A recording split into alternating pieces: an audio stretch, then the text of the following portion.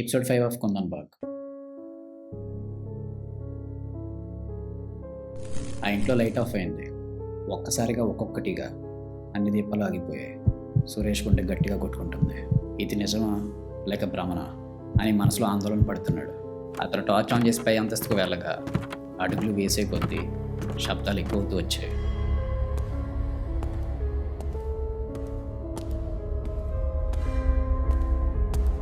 పై అంతస్తు తలుపు తెరవగా అక్కడున్న ఒక పాత టేబుల్ మీద 3 ఫోటోలు ఉన్నాయి. అవి ఒక తల్లి, ఆవిడిద్దరు కుమార్తెల ఫోటోలు.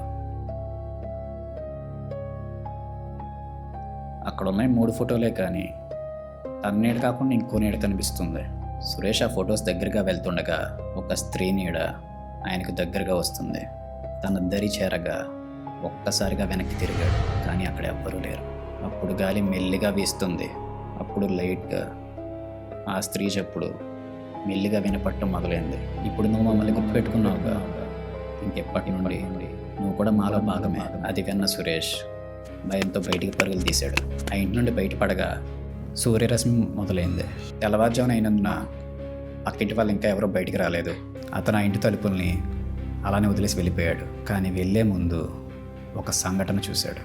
ఇంటి కిటికీ లోపల నుండి మసకగా ఒక వింత ఆకారం కనపడింది. ఆమె ఒక స్త్రీ. ఆమె చేతిలో 3 నూనె దీపాలు వెలుగుతున్నాయి. ఆ రోజుతో ఆ ఇంటికి సీల్ పడిపోయింది. కథ ముగిసింది. అప్పటి నుండి ఏళ్ల తరబడి ఇన్నేళ్ళైనా ఇప్పటికీ అక్కడ ఎవరు అడుగు పెట్టలేరు. రాత్రిపూట బంగ్లా దగ్గర నుంచి వెళ్ళే వాళ్ళు మాత్రం ఒకటే చెప్తారు, ఆ ఇంట్లో ఇంకా ఎవరో ఉన్నట్టుంది.